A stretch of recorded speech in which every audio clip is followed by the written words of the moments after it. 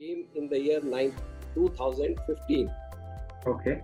When I was transferred and posted in the joint venture. Some challenges are worth mentioning, which throw up the challenge where you grow yourself, test your skills, that there is a definite potential for collaboration between synergistic collaboration. I will say it is a natural evolution of the standards. New generation is always better than past generation.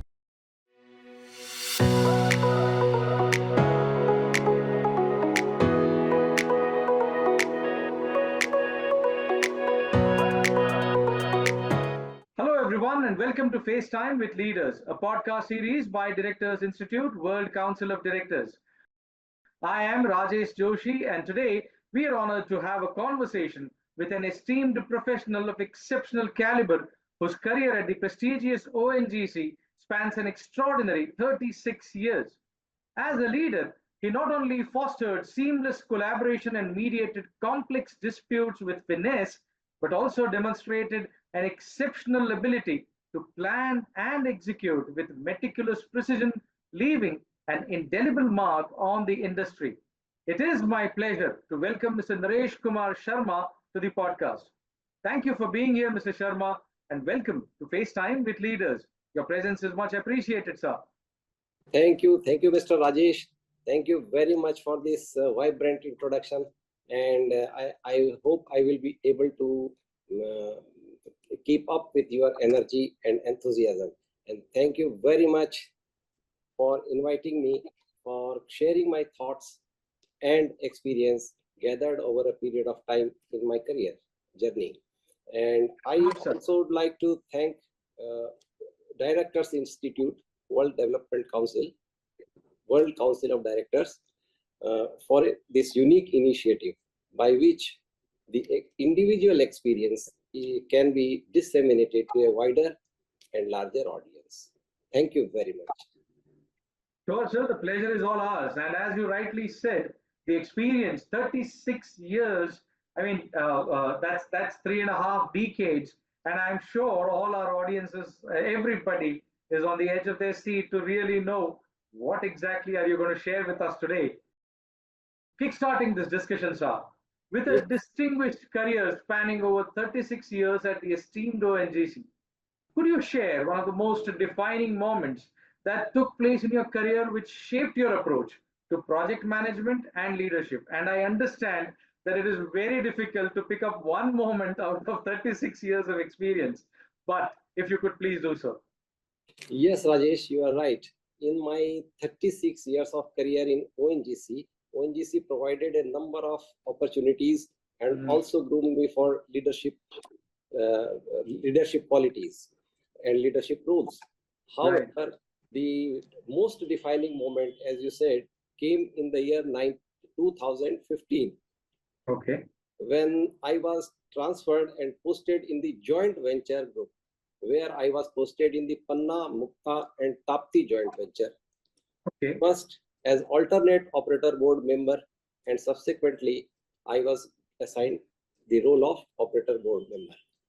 And the Panna-Mukta and Tapti, by the way, are the names of the offshore oil fields. And the joint venture is named after that. And our partners were Reliance Industry, partners with ONGC were Reliance Industries and Shell International.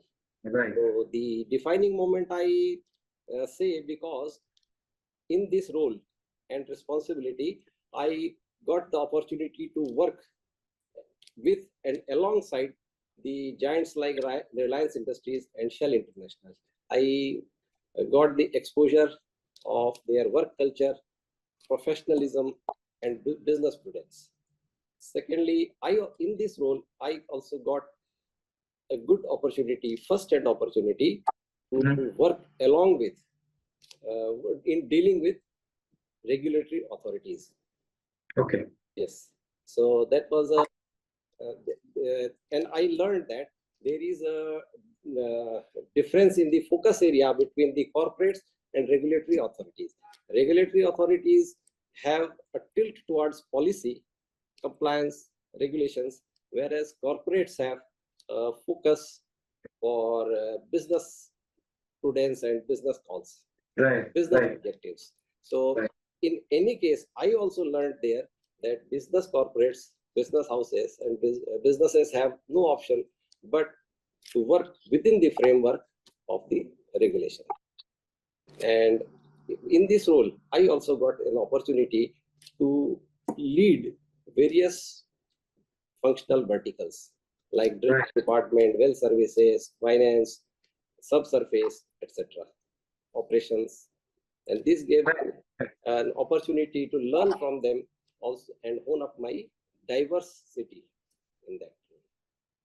But all these, Rajesh, all these things were offshoot to the pivotal opportunity that I got in 1987. That was the selection in ONGC, and my career began from there. ONGC provided me a number of opportunities and helped me groom my leadership skills. I was sponsored for executive MBA program full time, fully paid in 2001 in MDI Gurgaon. There I learned the business tenets, earned MBA degree, and also bagged finance minister's gold medal out there. Wow! And wow! Also, I was made the first secretary of a virtual corporate board of local business unit in 2002. This was a unique and first time concept introduced by the then chairman, so that the local units are also get the exposure and culture of board. So virtual corporate boards were created. Later, 2011, I was selected and sent for PMP certification, where I earned this project management professional credentials of PMI USA. That way, I am grateful to ONGC. Thank you. You started your career in 1987. We are in 2024. You've worked with certain JVs. You've also been given the opportunity to look at various roles, and having served in various roles from technical services to shore-based management. What was the most significant challenge you encountered? And I'm sure it must have really helped you to grow both personally and professionally. Could you please share that with us? Yes, surely. Actually, Rajesh, the challenges are faced every day and night, every day, with different varying intensity. Right. Some challenges are worth mentioning, which throw up the challenge where you grow yourself, test your skills, and sometimes actualize your own internal potentials. So I will mention only two of those experiences or challenges which actually put up a memorable challenge and helped me test my own abilities. So first one, I will say, when I was working in JV, joint venture, we had some issues with Indian oil corporations, and our payments were held up, partial payments were held up, a huge amount, which we took up with them. This was a big challenge, and we settled that issue very amicably and to the satisfaction of all the parties, all our JV partners as well as IOC, and we realized 550 crore rupees from IOC. And it's a big amount. That time the approach was, and this problem was accumulated over a decade or so. So this was a happy moment which I could solve and lead the team towards the solution. The approach was threadbare the issue right from the bottom-up approach. Do not leave anything undecided. Negotiate till conclusion, convergence, and be reasonable, logical, factual, and legitimate with partner. So that approach actually helped us, and we could solve it. Actually solved without escalation of litigation. Similarly, there were, as the joint venture progresses, there are natural tendencies that some issues crop up, converts into disputes. So there were some accumulated disputes over 2 decades with our partners. So I took up the challenge to solve all the issues before my retirement in 2023, and happily all the pending issues were resolved, and we unlocked the value in terms that the amount which were kept in escrow were released after resolution of the disputes. That amount was 340 crores rupees. So, and the approach, this also helped me actualize my own potential to build trust among partners, because partners are not competitors, they are partners in the business. Right. Secondly, openness, respect towards the concern of each other, managing the internal dynamics and bringing the consensus on the table. Right. And with that approach, we were successful. Great, great. I mean, given your expertise, especially with the JV, sir, I can surely say that you have a very unique way of addressing the problem, which I believe is more of if I may say common sense actually, to rather look at where the problem is originated rather than who, what, why, and trying and getting the dispute. But that itself needs a lot of application, which I believe you have demonstrated over these years, working with JVs and so on.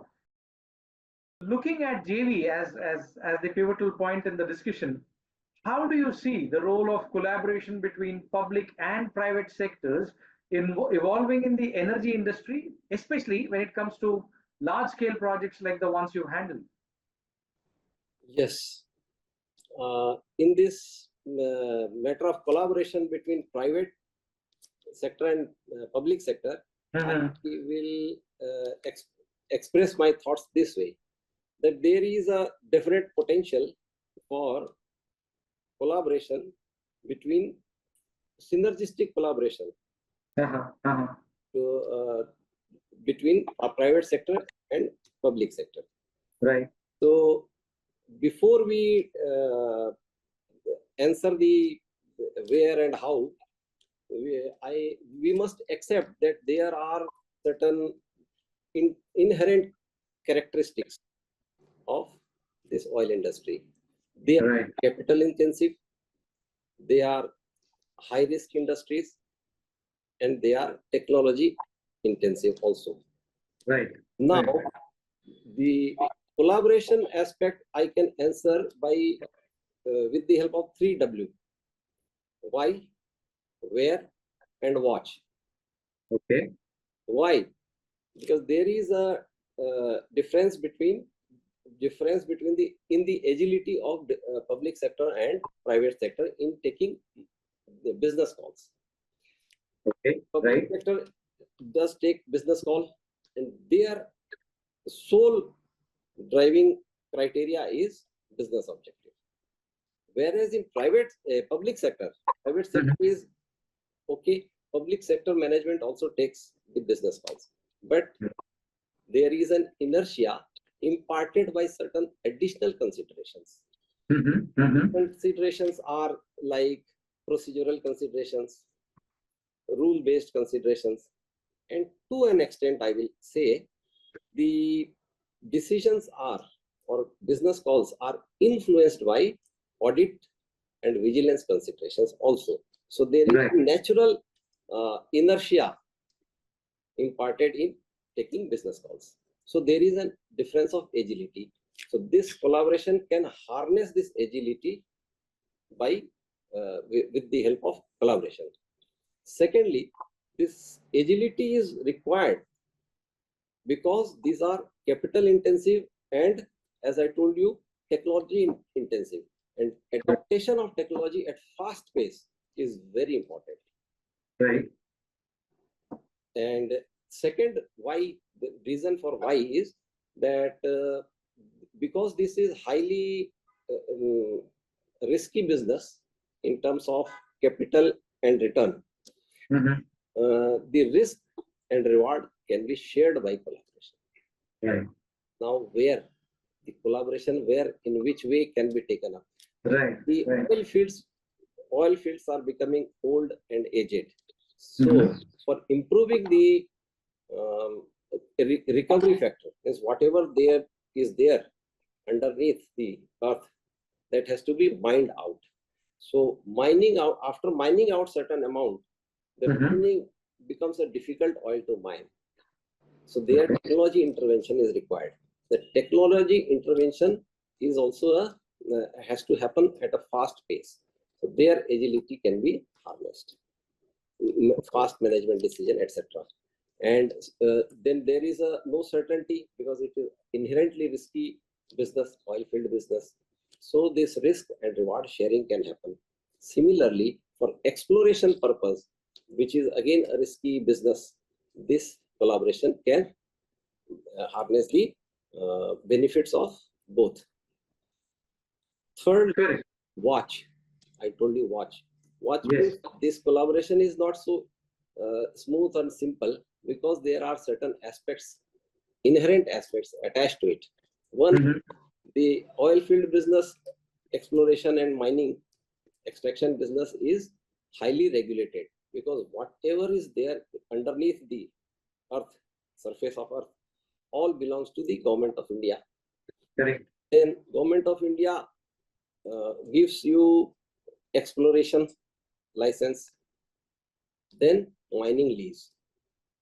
All these things are highly regulated, and Right. the regulatory frameworks also keep changing with time and different fields. So one has to be very conversant with those regulations, so that the future disputes does not occur. Right. Also, the terms of engagement among the partners must be worked out properly with all imaginable and possible scenarios, so that the dispute is does not precipitate in future and the partnership goes smooth. So, Absolutely. with this watchfulness, the collaboration can bring about good result. Great. Great. I mean, it's very nicely you've actually divided into the three W's, and listed down the attributes of each of the W, if I may say so. If I may just digress a little bit, just a short detour, and I want to talk about the ESG part. Given your knowledge of ESG, how do you believe its integration can transform operational strategies in the oil and gas sector, particularly in enhancing environmental sustainability and community relations? Yes, yes, Rajesh ji.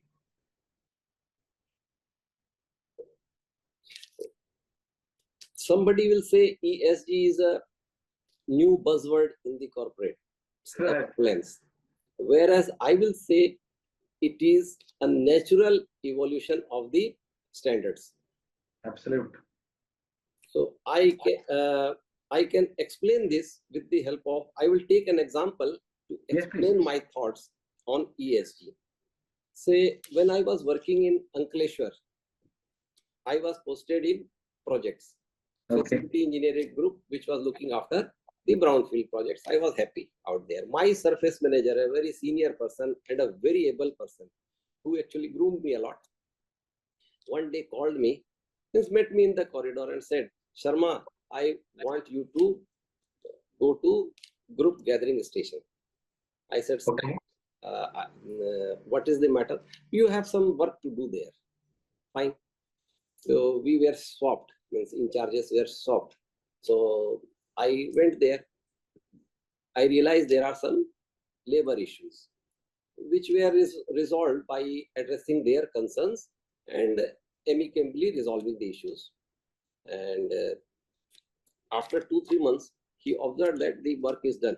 Then again he called me up and said, Sharma, you have done, your work is over there. Now I will send you to another installation. That was a central facility. Processing facility is a larger one. As an in charge, he posted me out there. The first day when I entered my room there, following was the representatives of Gujarat Pollution Control Board with notice to be served to the in charge. So that was the notice for asking the compliances to happen and collecting the sample of the effluent. Okay. I asked my colleagues, senior persons in different departments, effluent treatment plant. They said, sir, they keep troubling us. Don't listen to them. Don't respond to them. Let them go. They will keep coming. But from my experience at Uran Plant near Mumbai, I knew that this is not so straightforward, not simple. We have to comply. Right. They were outrightly saying, if you do not comply, we will shut down your business here. Then I did not agree to the advice of my colleagues and went straight for more details to the Pollution Control Board, the office. There they explained that regulations have changed. New regulations have come. You have to apply for consolidated consent and authorization to operate. Then periodically also submit the filings, reports. Then I agreed to him and promised him that we would do that. But the problem was there was no ecosystem available at that time because regulations were new at that time, which came up. There was no understanding available among the frontline managers. Right. But the senior management knew all those things. Okay. Fortunately, he chose me, believing that he would do something. So I asked him, sir, okay, I am also not expert of pollution control, etc. So advise me what to do. Then he said, you contact some agency. And we, after contacting the agency and learning the things, we could apply and get the CC&A. And afterwards, things became smooth. Okay. Okay. So the main point here I want to convey is when the regulation strikes at your door, you should be ready before that to comply. There should be ecosystem available in the organization. Absolutely. Similarly, ESG. So before going to ESG, let me quote one sentence which I read in one commerce book. The first line was, business exists for profit. It is true, the principle has not changed over a period of time, but it has evolved to a different saying.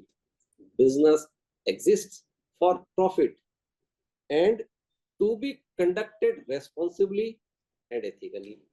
Responsibly means responsibility towards environment, responsibility towards society. Ethically means with transparency and with high standards of governance. Now the regulations are coming up. SEBI has come up with means upgraded the regulation from BRR to BRSR, means business responsibility and sustainability report. These reports are to be submitted in standard formats. There is a schedule, 1,000 top companies based on listed companies have been made compulsory for this submission. Secondly, there are schedules for BRSR core.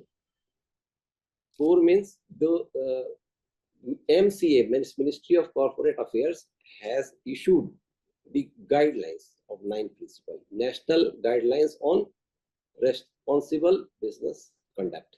So based on those guidelines, quantifiable parameters they have mentioned, which are to be submitted. There is a schedule for bringing the number of companies gradually into the envelope. Then there are provisions for assurance providers, so that assurance has to be provided. So that envelope of regulation is enlarging gradually, and more or less every company will come into that envelope, and this envelope will become more and more stringent. What I mean to say, right. Therefore, as I said, there was no ecosystem first. We had to struggle in the beginning. So it is always better to create ecosystem well in advance, so that when you come under the envelope, inside that, you are ready, you are resilient to respond. And you asked how it will integrate with operational strategy. Right. When it is all whether it is mandatory by regulation or not, it is always better to conduct business responsibly and with high standards of governance. So if you create the ecosystem, your reputation and resilience will be high. Secondly, in oil and gas industry, in this business, which is highly risky and also sensitive to pollution, carbon mark, etc. If you follow these higher standards, the carbon footprint, etc., will improve. Performance towards those parameters will improve. Safety standards will improve. Satisfaction level of the employees will improve. And by adopting high level of governance, the company's reputation will also improve. Yes. Yes. This is my thought on ESG. At present, SEBI has made compulsory BRSR filing for 1,000 companies, but there is a schedule for remaining for BRSR core and also service provider, and they are also asking now to, they are means in the envelope they are including the value chain partners also. That regulation has also come. So some degree, some amount of expertise is required in this connection for responding to ESG and compliance. Therefore, creating ecosystem well in advance is advisable. Absolutely. Mr. Sharma, what I mean, the key takeaway here, one obviously is it is no longer a buzzword. I mean, that's my personal opinion. Please correct me if I'm wrong, because I mean, it has got not just limited to the oil and gas industry. I believe in general, the ESG is no longer a buzzword because environmental disasters, social impact of business, Yes. negative impact of business is already knocking on our doors. And you know, rather than letting it spiral out of control where nobody knows then what needs to be done or how do you address the issue, it is better that you know, one puts their own house in order so that these kind of disasters can be avoided. Governance obviously is more towards the ethical part of the promoters and the entire philosophy of the business of how do you want to conduct the business. But as you rightly said, there is a lot there is a lot, I believe, in terms of training and in terms of knowledge sharing that I believe can happen on the ESG platform to make our businesses, you know, environmentally and socially sustainable, acceptable, and creating a win-win situation for all the parties involved, not just business being an activity done for profit, but business being an activity done for responsible profit, if I may put it that way. It is going to be conducted responsibly and ethically. Correct. Absolutely. I agree. Absolutely. Now, you just mentioned that during the example that you gave, that while you were at Ankleshwar, you also had this experience from Mumbai where you kind of replicated that. That brings me to a point where you worked across a variety of regions in India, each with its unique challenges, and we all know that. How did regional diversity impact your leadership style? And how did you adapt your approach in different areas? Diversity, correct. Actually, ONGC, I am grateful to my company ONGC.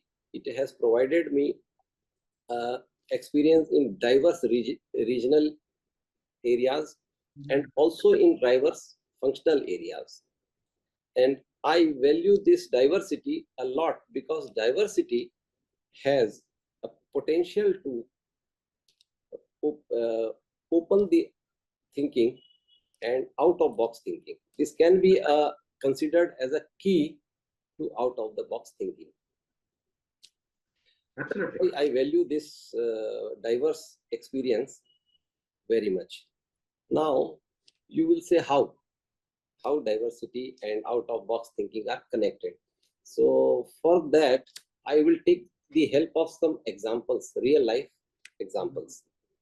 So once we were bidding farewell to one of our colleagues. He was in charge of the head of the drilling department, that is well services department in joint venture.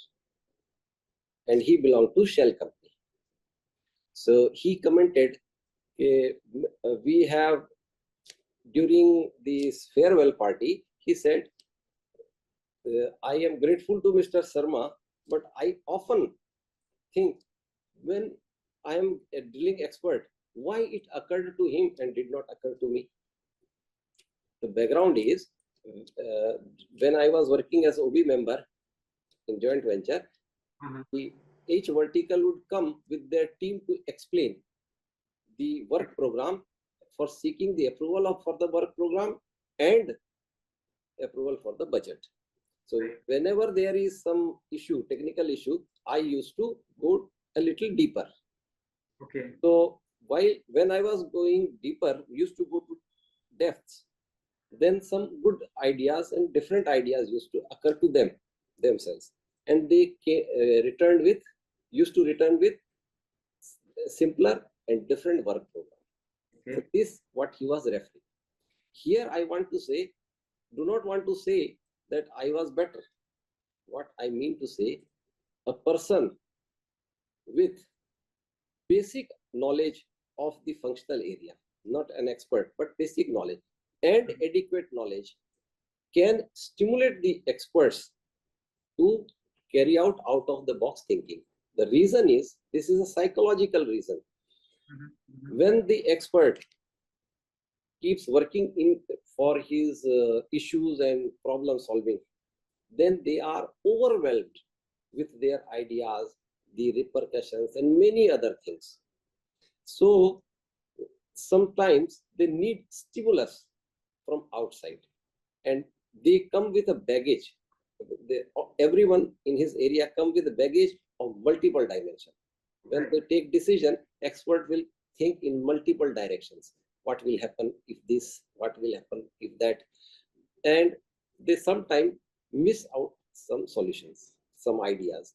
So the person with diverse background, without the baggage of all these dimensions, can stimulate them to carry out of the box thinking. Another example I will take, in Uran Plant near Bombay, we were attending one training program, multidisciplinary training program, and the instructor gave us a problem that at this vulnerable area there is a leakage, gas leakage, and it has caught fire. What will you do? All the engineers were breaking their head. We will spray water, we will call fire tender, inform the higher authorities, this and that. And the HR person, he, with less confidence, with subdued voice, said, isolate the source. And everyone, there was a burst of laughter, and everyone said, oh, this is what we were looking for. The solution means what I mean to say, the engineers could have arrived at that solution, but they needed stimulus. Why could they not come to the conclusion so fast? Because they were overwhelmed. When there is a fire, it will spread to other areas.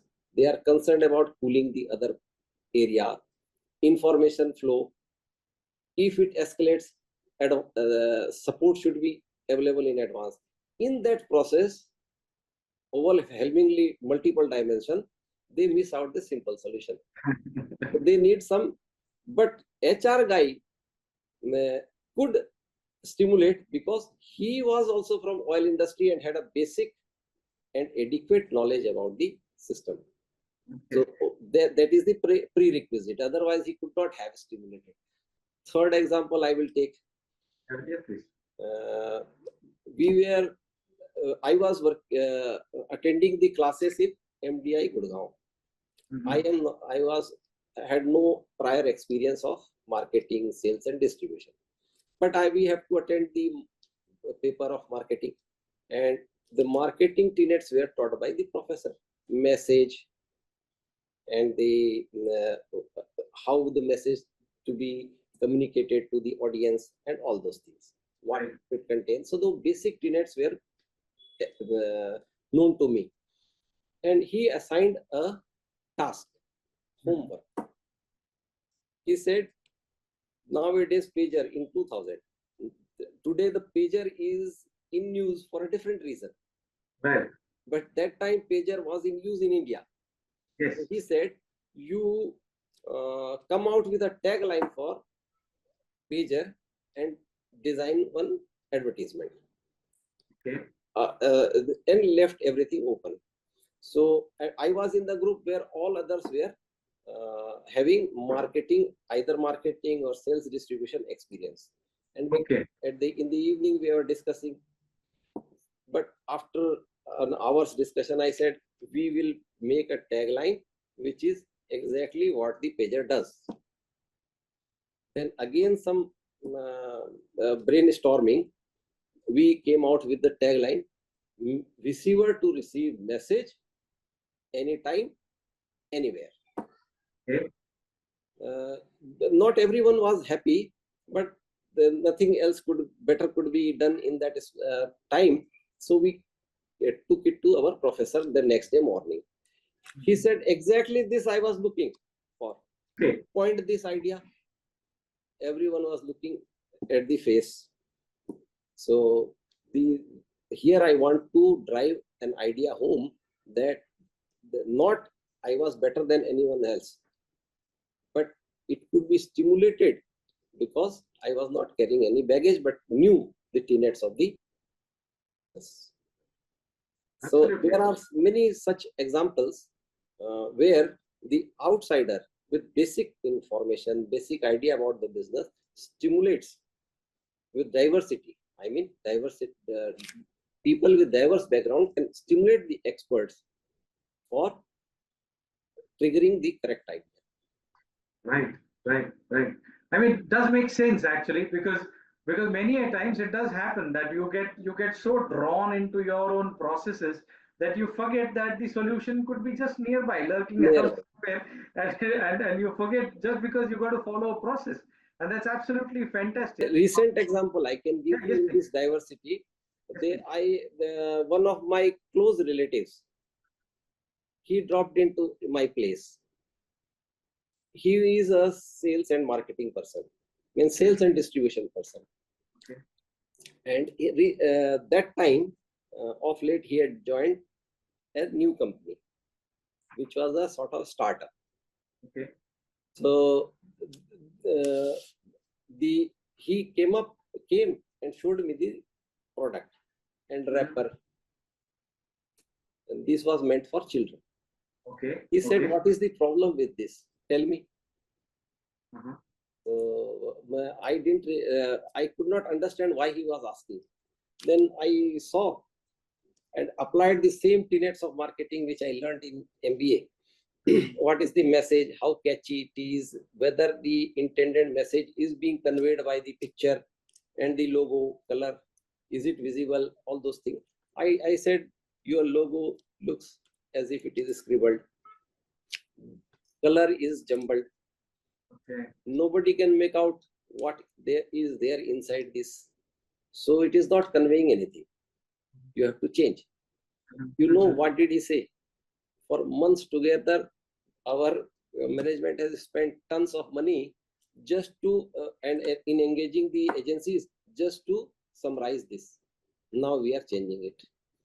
What I mean to say, then I asked, why could this not be found out by your founders? What is the meaning of this? When he explained the meaning of this logo, color, etc., it was artistically fantastic. But the idea which was missed, that I or you will not be available to explain the customer what it means. The logo or the color and design of the wrapper should speak the message intended for the audience itself, which was missed out. Absolutely. So that is the idea, to say that how diversity plays a role in as a key to out-of-box thinking. Absolutely, absolutely. And Mr. in this regard, I will say I am very grateful to my organization. It has given me diverse experience in regions, diverse experience in functional areas. Right, right, right. And with that experience, I mean, I was just about to say that with such a diverse experience regionally, functionally, and at the same time, given you've been given opportunities to kind of upskill yourself. So, as someone who has seen the full life cycle of oil and gas fields from production to decommissioning, how would you advise current professionals to prepare for the future challenges of field management? Field management. Actually, when you say advice to current professionals, uh, I will say that new generation is always better than past generation. Otherwise, mankind, human being, could not have progressed to this extent. So, uh, but definitely there is a value to experience. The professionals and youngsters need not experience the same thing to learn. Right. So the experienced persons have a responsibility to pass on the baton to them, baton of knowledge. So in this regard, for the professionals of oil field operations and management, I will say that the safety is of paramount concern, and they should always build a safety culture.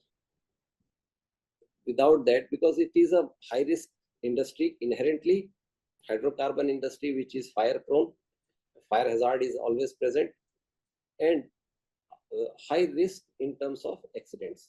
So safety cultures, safety ecosystem must be there. Second, offshore installations are also subjected to the calamities and of the natural disasters. Right. So that which we cannot avoid. Therefore, right from the design stage, we have to take these things into consideration, and we should have a plan to deal with such calamities when it strikes. Third, the quality of drilling and well completion, because one well can cost you 100 crore rupees in offshore. That is the kind of investment and the capital intensive nature is. Therefore, it is required that the quality of drilling and well completion should be of highest degree. And the reason is, time and again there are well interventions in this industry for enhancing the productivity. Right. The quality in the beginning plays a great role. Cost effectiveness, life of the well, and also productivity. Third, technology. We should be fast in adopting new technology. Safety, I have already covered. For youngsters, so nowadays they are doing a very fantastic job. They are coming up with startups, etc. To them, I have something to say, that please, in the initial days, spend investors' money as you do to your savings. Being thrifty in the beginning is advisable. Goes a long way. Then product market fit is always there. That has to, don't be overwhelmed by your own ideas. See what the market and the customer wants. Great, great. These are the thoughts right now coming to my mind to share. When we meet again, some new thoughts which occur to me based on my experience, I will share again. Absolutely, absolutely. Mr. Sharma, I mean, this entire discussion has been really insightful. And you come across as a professional who, although has spent about 3.5 decades in the oil and gas industry, you are also pretty much aware of if I may say, you've been using the word 10x, if I may say, the nuances of actually conducting a business in the most appropriate, possibly the most appropriate way, by also keeping the responsibilities, the ethics, the moralities of the business in mind, and at the same time looking at the profits part of it, the very purpose of doing business. And it is but evident that these 3.5 decades have actually shaped you up as a professional and as a person who Right. has a very definite thought process. Please, I agree with your viewpoint. Yes, and that actually, unfortunately, that brings us to our last question. Going forward now, you have selected Directors Institute to facilitate your boardroom transition. So far, what thoughts do you have about your overall experience and the assistance you have received from Directors Institute? Yes, yes. I am really grateful to Directors Institute for providing quality material for passing the online proficiency test. Mhm. This was really exhaustive and quality material, uh, not only to pass the exam, but also to develop the awareness of boardroom processes and governance matter. Secondly, the initiatives, unique initiatives that Directors Institute has taken by conducting live sessions with professionals like Sundareshan sir and others, many others, for the benefit of the aspirants. That is Right. really commendable. And I believe they they are grooming the candidates in a fantastic manner. And wish you all the best and good luck for that, Directors Institute. And hope they will bring out some nice talents to the fore. Sure, sir. That's the endeavor, and we thank you for your kind words.